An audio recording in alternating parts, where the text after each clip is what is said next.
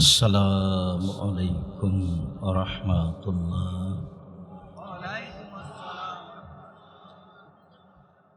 আলহামদুলিল্লাহি ওয়াহদাহু ওয়াসসালাতু ওয়াসসালামু আলা মান লা নাবিয়্যা বা'দাহু। আম্মা বা'দ। ফাআউযু বিল্লাহি মিনাশ শাইতানির রাজীম। ইন্না জাহান্নামা কানাত মিরসাদা। عن عبد الله بن مسعود رضي الله تعالى عنه قال قال رسول الله صلى الله عليه وسلم إجاء جهنم يومئذ والله 70,000 زمام مع كل زمام 70,000 ملك تجرونها রাহ মুসলিম। সম্মানিত দিনী বৈঠকের দিনী মুসলিম ভাই বোন, প্রশংসা আল্লাহর জন্য, শান্তি অবতীর্ণ হোক আল্লাহ রাসূলের উপর সাল্লাল্লাহু আলাইহি ওয়াসাল্লাম। আজকের দিনী বৈঠকের সংক্ষিপ্ত সময়ে বক্তব্যের বিষয় জাহান্নাম। আল্লাহ তাআলা এবং আল্লাহর রাসূল মুহাম্মদ সাল্লাল্লাহু আলাইহি সাল্লাম মানুষকে পরকালমুখী করার জন্য তিনটি বিষয় খুব স্পষ্ট করে পেশ করেছেন।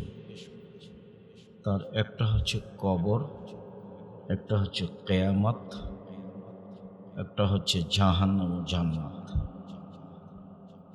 কবর যত কঠিন, কিয়ামত তার চেয়ে অনেক বেশি কঠিন। কিয়ামত যত কঠিন, জাহান্নাম তার চেয়ে অনেক অনেক অনেক বেশি কঠিন।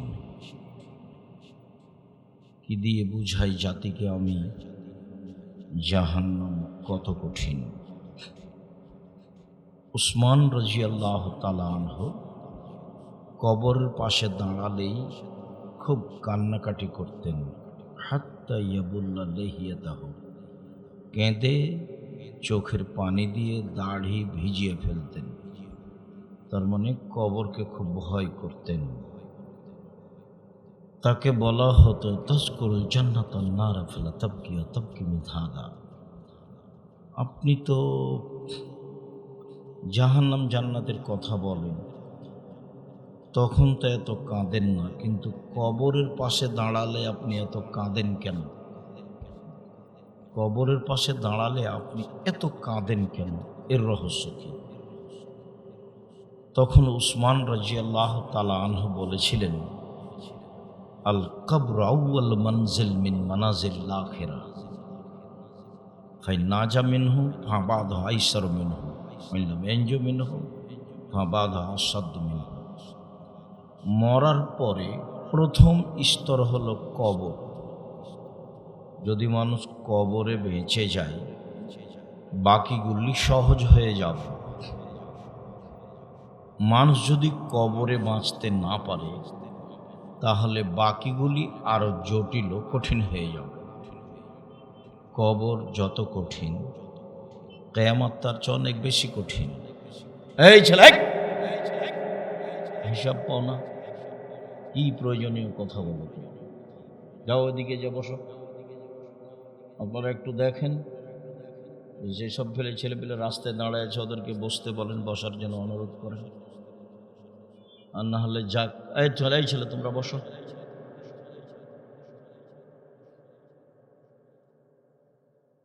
সম্মানিত দিনী ভাই বোন, রাসূল সাল্লাল্লাহু আলাইহি সাল্লাম কথা বললে সাহাবীগণকে বসতে বলতেন। বসার পরে তিনি কথা শুরু করতেন। ঈদের মাঠও তাই এসেছে, সালাম ফেরার পরে তিনি মানুষের মুখামুখি দাঁড়াতেন। অন্যাসু জুলুসুন আলা সুফুফিহিম, এবং জনগণ নিজ নিজ কাতারে বসে থাকতেন স্ব স্থানে। এই ইউহুম ও ইউসিহুম, তিনি তাদের উপদেশ দিতেন, তিনি তাদের নসিহত করতেন। ওয়ামরুহুম, তিনি তাদের কোন কোন কাজের আদেশ করতেন। বুখারী মুসলিম। রাসূল সাল্লাল্লাহু আলাইহি সাল্লাম কথা বললে সাহাবীগণ বসে থাকতেন এবং কথা যেন তার ধরে রাখতে পারে তার জন্য তিনি সতর্ক করতেন। একদিন একটা কথা বলবেন, পিছনে আছেন মুআয ইবনে জাবাল। আল্লাহ রাসূল বলছেন, মুআয ইবনে জাবাল। মুআয ইবনে জাবাল বলছেন, লাব্বাইক ও সাদাইক, জি প্রস্তুত, বলেন কি বলছেন। আল্লাহ রাসূল আবার বলছেন, মুআয ইবনে জাবাল। তখন মুআয ইবনে জাবাল বলছেন, লাব্বাইক ও সাদাইক, জি বলেন, প্রস্তুত, কি বলেন বলেন। আবার আল্লাহ রাসূল বলছেন, মুআয ইবনে জাবাল। তো তিনি বলছেন, লাব্বাইক ও সাদাইক, জি প্রস্তুত, বলেন। মানে এখনো কথা বলেন। আগেই মুআয ইবনে জাবালকে কি করছেন? সতর্ক, প্রস্তুত, কথা যেন ছুটে না যায়। আর খুব একটা বেশি না জানলেও এলাকা হয়তো বা রাজশাহী থেকে অনেক দূর, এ কথাই ঠিক। তারপরে না কোনোদিন আসলেও মোটামুটি স্বভাব জানা আছে যে আমি আব্দুর রাজ্জাক বিন ইউসুফ অপ্রয়োজনীয় কোনো কথা বলি না। আলহামদুলিল্লাহ 90 সাল থেকে নিয়ে এখন পর্যন্ত কোনোদিন অপ্রয়োজনীয় বাক্য বলিনি। জীবনে কোনোদিন কেসা কাহিনী বলিনি। জীবনে কোনোদিন মাযহাব নিয়ে কথা বলিনি। সম্মানিত দিনী ভাই বোন, চেষ্টা করেছি আল্লাহ এবং আল্লাহর রাসূলের কথাগুলি মানুষের কাছে পৌঁছিয়ে দেওয়া। জাতির কাছে কোনোদিন মাথা নত করিনি, কোথাও ইমামতি করিনি, কোনো সভাপতি সেক্রেটারির অধীনে থাকি না। আল্লাহ এরকম পথঘাটে রাখেন। খুব ভালো অবস্থায় থাকি এবং কোরআন এবং সহিহ হাদিস বলতে কোনো সমস্যা হয় না। আমি মাথায় হাত দেওয়ার আগেই বলেছিলাম ডানে ও বামে যে তিনি আসলে কি আপনারা দাঁড়াবেন? তো একটু হাসছে আর চুপ আছে, হাসিটা দিয়ে চুপ আছে। তা বলছি, দেখেন অল্প দিন বাঁচতে এসে পরকাল হারাতে রাজি নয়। আল্লাহর নবী মানুষের সম্মানে দাঁড়াতে নিষেধ করেছেন, যা হবে হবে।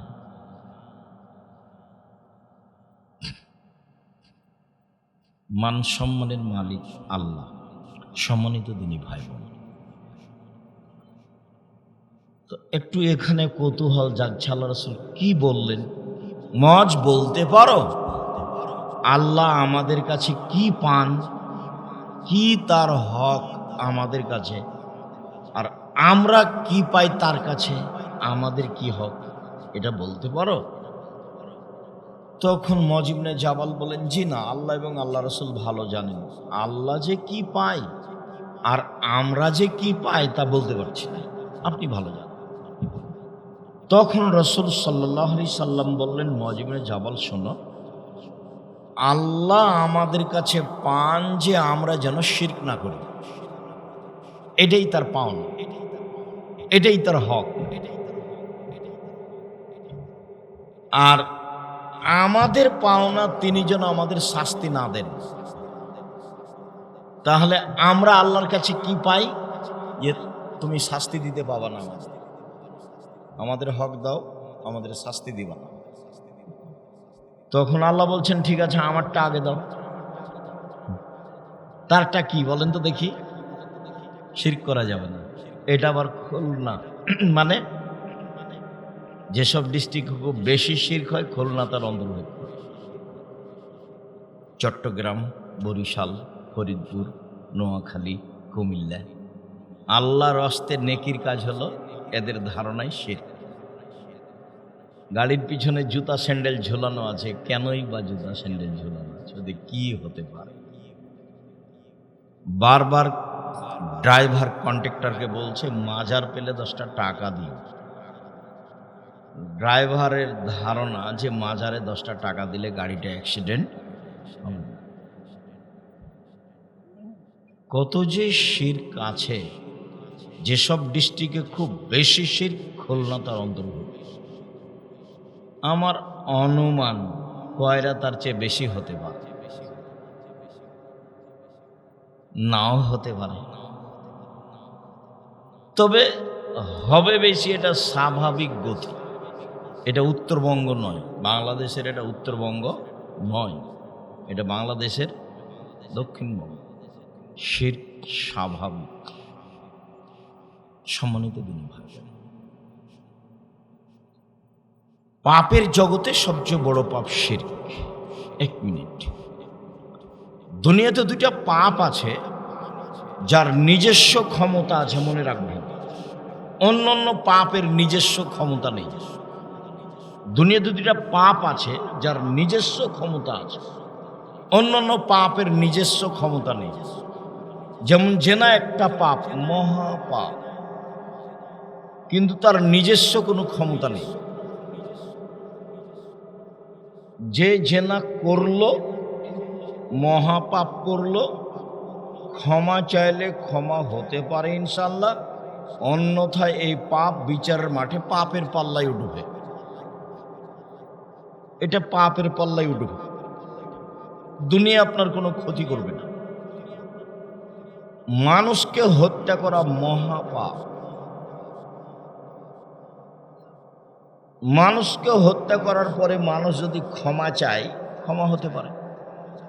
যদি না চাই, তাহলে এইটা বিচারের মাঠে কোথায় উঠবে? এই পাপটা বিচারের মাঠে কোথায় উঠবে? পাপের পাল্লা। বিচারের মাঠে মানুষের পাপ নেকি ওজন হবে।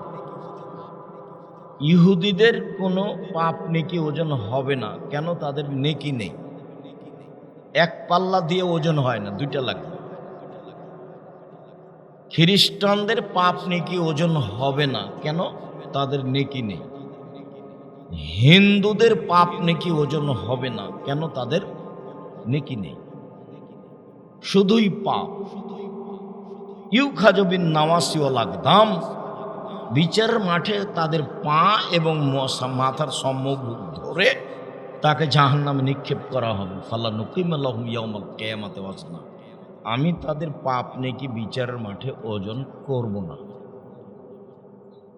যাদের আকীদা ঠিক আছে, 5 ওয়াক্ত সালাত আদায় করে, সিয়াম পালন করে, নবীকে নবী বলে মানে, আল্লাহকে আল্লাহ বলেন মানে, এরপরে পাপ হয়, এদের পাপ নাকি কি হবে? ওজন হবে। যারা আকীদায় মার খেয়ে গেছে, শিয়া কাদিয়ানি, এদের পাপ নাকি ওজন হবে না।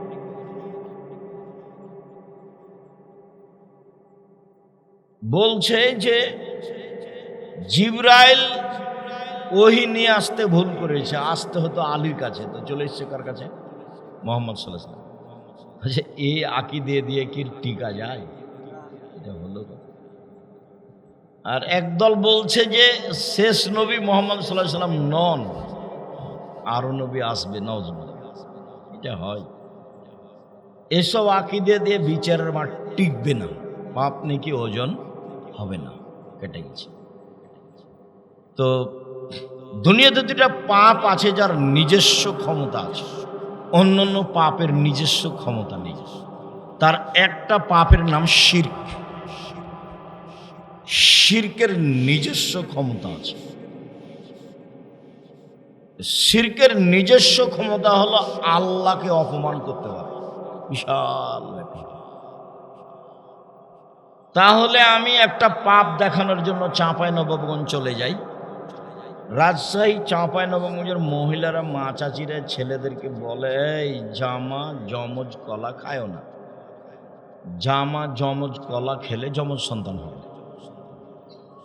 তো আমরা তো জানি যে কে সন্তান দিতে পারে? আল্লাহ। তো চাঁপাইনবাবগঞ্জের মহিলারা কিছু কিছু বলছে যে কলাও পারে। তো এবার কলার ক্ষমতা কার সাথে মিশিয়ে দেওয়া হলো? আল্লাহর সাথে। এর নাম শিরক। তো শিরক করলে আল্লাহকে অপমান করা হয়, এর নিজস্ব ক্ষমতা। 2 নম্বর, শিরক করলে অতীতের নেকি নষ্ট হয়ে যায়। খুব পাওয়ারফুল পাপ হলো শিরক। পাপের জগতে এত পাওয়ারফুল ক্ষমতাধর পাপ পৃথিবীতে নেই, যার কারণে ওকে আল্লাহ বলেছেন, আল্লাহর নবী বলেছেন সবচেয়ে বড় পাপ। আল্লাহ নবী বলছেন আকবরুল কাবায়রা সালাসা, সবচেয়ে বড় পাপ 3টি। তার 1 নাম্বার বড় পাপ হচ্ছে আল ইশরাকু বিল্লাহ, আল্লাহর সঙ্গে শিরক করা। 2 নম্বর মহাপাপ হলো উকুকুল ওয়ালিদাইন, পিতামাতার অবাধ্য চলা, পৃথিবীর 2য় মহাপাপ। 3য় মহাপাপ হলো শাহাদাতু জুরে, মিথ্যা সাক্ষী দেওয়া। বহু মানুষ খুলনা জেলাতে আছে, 20 বছর 30 বছর থেকে জেলে, খুলনা জেলে আছে। ও নিজেই জানে না আমি কেন জেলে। জজ জানে না ঘটনা কি, উকিল জানে না ঘটনা কি, সাক্ষীও জানে না ঘটনা কি। যে মামলা সাজিয়েছে শুধু সেই জানে। বলেছে সাক্ষীকে 50,000 টাকা দিব, জজের সামনে গিয়ে বলবি যে আমি নিজ চোখে মারতে দেখেছি। অথচ যার কথা বলছে যে আমি মারতে দেখেছি, ও সেদিন খুলনাতেই ছিল না। এর নাম মিথ্যা সাক্ষী। তাহলে সাক্ষীও জানে না ঘটনা কি, জজও জানে না ঘটনা কি, উকিলও জানে না ঘটনা কি, শুধু একজন জানে। এই মিথ্যা সাক্ষীতে ওর 20 বছর জেল হলো, 30 বছর জেল হলো। এর নাম মিথ্যা সাক্ষী। পৃথিবীতে পাপের জগতে 3য় মহাপাপ। সম্মানিত দিনী ভাই বোন, শিরক, শিরক মহাপাপ। পীরের কাছে কিছু চাইলে শিরক হয়। কবরের কাছে কিছু চাইলে শিরক হয়। কবরকে মূল্যায়ন করলে শিরক হয়। কবরকে সম্মান করলে শিরক হয়। কবরে কিছু মানত মানলে শিরক হয়। মহাপাপ। গায়ে মাদুলি ঝুলালে শিরক হয়। তাবিজ, বাচ্চার কপালে একদিকে টিপ দিলে শিরক হয়। তুলসী গাছ তোলা যায় না এই কথা বললে শিরক হয়। জুতা পায়ে দিয়ে ধানের উপরে হাঁটা যায় না এই কথা বললে শিরক হয়। চুল হাতে পা লেগে গেলে কোনো কিছু হয় এটা মনে করলে শিরক হয়। ভাত তরকারির পাতিলে পা লেগে গেলে খারাপ কিছু হলো এমন মনে করলে শিরক হয়। গরুকে লাথি মারা যায় না এ কথা বললে শিরক হয়। কোনো দিবস পালন করলে 16 ডিসেম্বর, 26 মার্চ, 21শে ফেব্রুয়ারি, জন্ম দিবস, মৃত্যু দিবস, পায়খানা দিবস, কোনো দিবস পালন করলে শিরক। কোনো দিবস নাই। মুসলমান যদি কোনো দিবস পালন করত তাহলে মক্কা বিজয়ের দিন করত।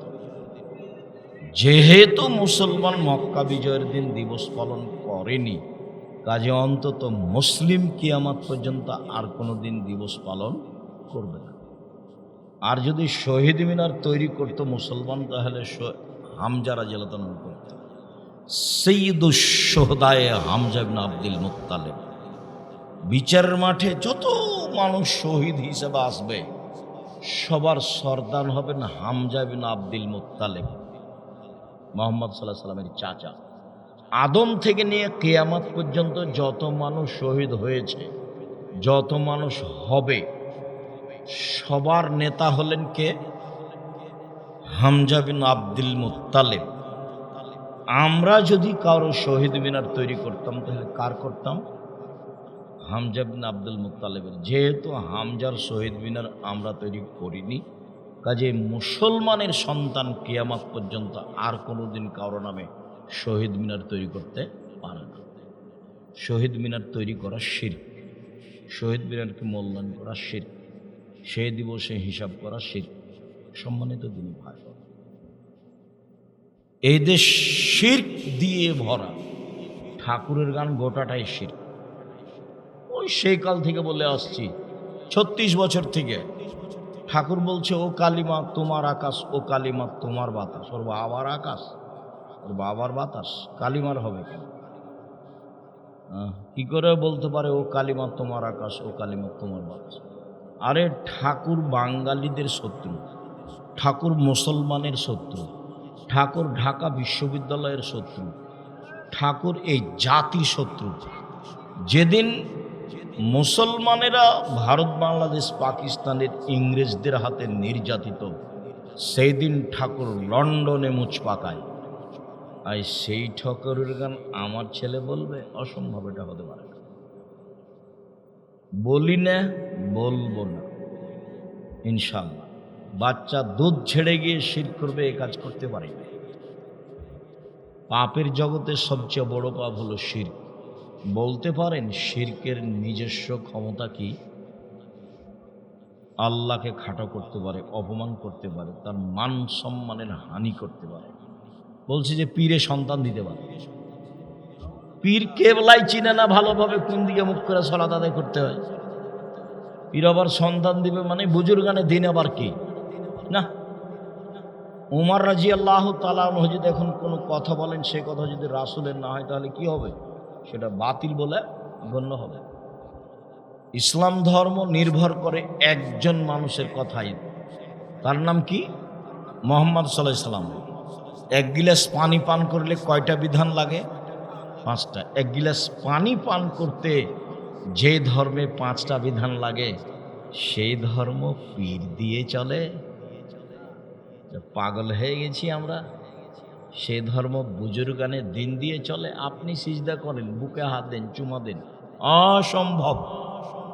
উমর রাদিয়াল্লাহু তাআলা কোনো কথা শরীয়তে প্রযোজ্য হবে না। পৃথিবীর ব্যতিক্রম মানুষ হলো উমর। রাসূল সাল্লাল্লাহু আলাইহি সাল্লাম বলছেন, উমর তুমি যে রাস্তা দিয়ে হাঁটো, রাস্তা দিয়ে শয়তান হাঁটে না। ওই যে শয়তান পালাচ্ছে। উমর তোমাকে দেখে শয়তান পালাচ্ছে। আল্লাহ রসুল বলছেন, আমি জান্নাতে ঘুরছিলাম, তখন একটা ঘর দেখলাম, খুব ঝকঝকে টকটকে ঘর। আমার মন চাইলো ঘরের বাহির যদি এত সুন্দর হয়, ভিতরই বা কত সুন্দর। দেখার আমার স্বাদ জাগলো। পাশে একটা বৃদ্ধা মহিলা দেখি পানি নিয়ে কি করছে। আমি বললাম, এই বৃদ্ধা বলতে পারো ঘরটি কার? তো মহিলা বলল, ঘরটি উমারের। যেমন বলেছে উমারের, তেমন আমার আত্মমর্যাদা মনে পড়েছে উমারের আত্মমর্যাদা। না না না, এত বড় মানুষের ঘরে ঢোকা হবে উমার। ইতস্তবোধ কে করছেন বলেন তো দেখি? মুহাম্মদ সাল্লাল্লাহু আলাইহি সাল্লাম, পৃথিবীর সবচেয়ে বড় মানুষ। তার নাম উমার, তার নাম উমার। পৃথিবীর কোনো শত্রুখারি যদি নাম নেয় তার যুগে, তাহলে তার অন্তর কি করত? কাঁপত। তার নাম উমার রাদিয়াল্লাহু। অর্ধ পৃথিবীর খলিফা, কুশকর, বুদ্ধিজীবী, রাজনীতিবিদ ওমর। যদি কোনো কথা বলেন, সেই কথা যদি রাসূলের না হয়, তাহলে সেটা কি হবে? বাতিল বলে গণ্য হবে। পীর সাহেব তো বহু দূরের কথা, বুজুর্গানের দিন তো বহু দূরের কথা। জীবনে যা করেছেন, সব বাদ দিয়ে অল্প দিন বাঁচতে এসেছেন, মুহাম্মদ সাল্লাল্লাহু আলাইহি সাল্লামের কথাই মেনে চলবো, যা হবে হবে। আসসালামু আলাইকুম, বাস। হাত মেলানোর আগেই পাপ ক্ষমা হয়ে যাবে, এই কথা মুহাম্মদ সাল্লাল্লাহু আলাইহি সাল্লাম বলেছেন। আর কোনো কথা নেই এখানে। টেনে মুখে দেওয়া লাগবে না, বুকে দেওয়া লাগবে না, হাঁটুতে সালাম দেওয়া লাগবে না, নিচে দেওয়া লাগবে না, পায়ে দেওয়া লাগবে না, একটাও চলবে না। এরকম করা যাবে না, বাঁকা হওয়া যাবে না, সব হারাম। মুহাম্মদ সাল্লাল্লাহু আলাইহি সাল্লামের নীতি। পৃথিবীতে একজন মানুষকে মেনে চলতে হবে, যার নাম মুহাম্মদ সাল্লাল্লাহু আলাইহি সাল্লাম। এটা খুব ভালো করে মাথায় রাখবে। পৃথিবীতে দ্বিতীয় মহাপাপ, যার নিজস্ব ক্ষমতা আছে, তার নাম বিদআত। ওটাও মানুষের ধারণা ইবাদত। আল্লাহুম্মা সাল্লি আলা সাইয়্যিদিনা মাওলানা নবিয়ানা মুহাম্মদ। আপনি পড়েন, আপনাকে আমি নিষেধ করতে আসিনি চাঁপাইনবাবগঞ্জ থেকে। আমি দুরুদে ইব্রাহিম পড়ি। দুরুদে ইব্রাহিম বুঝেন না? আমি আব্দুর রাজ্জাক বিন ইউসুফ দুরুদে ইব্রাহিম পড়ি, আর নাম আসলে সাল্লাল্লাহু আলাইহি ওয়াসাল্লাম বলি। আমি কোনোদিন যেটা এখন বললাম এই দুরুদ পড়ি না। কেন? আমি এটা প্রমাণ করতে পারবো না, সেজন্য। বালাগাল্লোলা বে কামালিহি কাসাফাদ্দ যাবে জামালিহি হাসনাত জামিও খেসালিহি সাল্লু আলাইহি ওয়া আলিহি এই দোয়া আমি আব্দুর রাজ্জাক বিন ইউসুফ 90 সাল থেকে মাঠে আছি। কতদিন থেকে? 90 সাল থেকে। তাহলে কতদিন চলছে? 36 বছর। এই 36 বছরে কোনোদিন আমি এই দুরুদ পড়িনি, দুরুদ হিসেবে এটা পড়িনি। কেন? আমি এর প্রমাণ দিতে পারব না। তো যেটার প্রমাণ দেওয়া যাবে না অথচ তাকে নেকি হিসাবে করা হবে, সেটার নাম বিদআত। সেটার নাম কি? বিদআত। ছাত্র জীবনে মনে করতাম সবাই মিলে হাত তুলে দোয়া করা যাবে, করতামও খুব মজা করে। শিক্ষক জীবনেও কিছুদিন মনে করতাম যে হাত তুলে দোয়া করা যাবে না, মানে এ আবার কোন কথা? হাত তুলে ধুয়ে তো করতে হবে সবাই মিলে। আমার এক চাচা, আমার নিজের চাচা তো চাচা, বলছে এই যে বলছে যে হাত তুলে দোয়া করবে না ওকে কুদাল দিয়ে কোপা। ভাষাটাকে বুঝতে পারলেন? কুদাল দিয়ে কোপা, এটা কি বুঝতে পারলেন আপনারা? এই কথা বলছে আমার চাচা আমার সামনে। আমি তো মুখ খুলি না, আমি এসব জায়গাতে মুখ খুলতে রাজি নই। আমি মসজিদে ঢুকলে দেখি কেউ আগে যায় না, আমাকে আগে যেতে হবে। তো হাত তুলে দোয়ার তো 35টা সহিহ হাদিস আছে, এটা তো ব্যক্তিগত ব্যাপার। আর সবাই মিলে হলো পানি চাইতে গিয়ে, সবাই মিলে হলো পানি চাইতে গিয়ে, বাকি ব্যক্তিগত। তো আমরা খুব চেষ্টা করেছিলাম সলাতের পরে হাত তুলে দোয়া করে, ওটা টিকতে পারিনি, তখন ছেড়ে দিয়েছি। অনেক বেদাত, এই যে আঙ্গুল এভাবে উঠাতাম, ইল্লাল্লাহ ইল্লাল্লাহ। তো মৌলানা আব্দুর রব খুলনা, নাম শুনেছেন কিনা জানি না, মৌলানা আব্দুর রব খুলনা বলেছিলেন যে কত 1 লক্ষ টাকা দেওয়া হবে, পুরস্কার দেওয়া হবে একবার প্রমাণ করতে পারবে। তা আমি নতুন এসেছি, আমার একটা ধারণা খুব ভালো আমার নিজের উপরে, আমি যে টাকা 1 লক্ষ আদায় করবো ইনশাআল্লাহ। খুব চেষ্টা করে যখন টিকতে পারিনি তখন আর এইভাবে একবার করিনি। তখন বক্তব্যে বলছি যে একবার আঙ্গুল উঠাতে হবে, এর প্রমাণে ভুয়া হাদিসও নেই, জাল নেই, জয়ীব নেই, ভুয়া নেই, কোনো হাদিস নেই, অবিরাম লড়ব। শুনুন সম্মানিত দিনী ভাই বোন, পৃথিবীতে দ্বিতীয় মহাপাপ যার নিজস্ব ক্ষমতা আছে তার নাম কি? বিদআত। বিদআত করলে রাসূলকে অপমান করা। রাসূল বললেন দুরুদে ইব্রাহিম, আর আপনি বলছেন এই দুরুদ। এবার আপনি কাকে খাটো করলেন? আপনারই কর্মচারী, বাড়ির কর্মচারী, তাকে বলেছেন এখানে এই কাজ কর, 1 ঘন্টা পরে এসে দেখছেন যে এখানে আর এক কাজ করছে। আপনি এখানে কি বলবেন? যা, তোকে কাজে রাখবেন না, চলুন। আপনি একটা মানুষ, আপনার এটা মেজাজ। মুহাম্মদ সাল্লাল্লাহু আলাইহি ওয়াসাল্লাম, তাকে খাটো করা হবে। ইবাদত কার পদ্ধতিতে করতে হবে? রাসূল সাল্লাল্লাহু আলাইহি ওয়াসাল্লামের পদ্ধতিতে করতে হবে। তিতা লাগলেও মিঠা লাগলেও, তিতা লাগলেও মিঠা লাগলেও, তিতা মিঠার সাথে সাথ নেই, ওই একজনেরই কথা চলে। পেশাব পায়খানার শুরু থেকে নিয়ে শেষ পর্যন্ত 8টা বিধান আছে। বসা থেকে নিয়ে পানি খরচ করা পর্যন্ত 8টা বিধান আছে। অবাক কথা, একটা পেশাব পায়খানা, 1 গ্লাস পানি। দ্বিতীয় ক্ষমতা বিদআতের। যেদিন থেকে আপনি বিদআত চালু করেছেন সেদিন থেকে আপনার আর কোনো ইবাদত কবুল হয়নি, হবে না, যতদিন পর্যন্ত বিদআত পরিহার না করবেন। এবার তো খুব জটিল, জীবনে এখন কোনটা আমল করছেন দেখেন। বিদআত থাকলে রাসূল সাল্লাল্লাহু আলাইহি ওয়াসাল্লাম বলেন, মান আওয়াম মুহদাসান লা ইকবালু আনহু আদল সারফ। কেউ যদি বিদআতকে আশ্রয় দেয় তাহলে তার নফল ইবাদতও কবুল হবে না, ফরজ ইবাদতও কবুল হবে না। হাদিস বুখারী মুসলিম।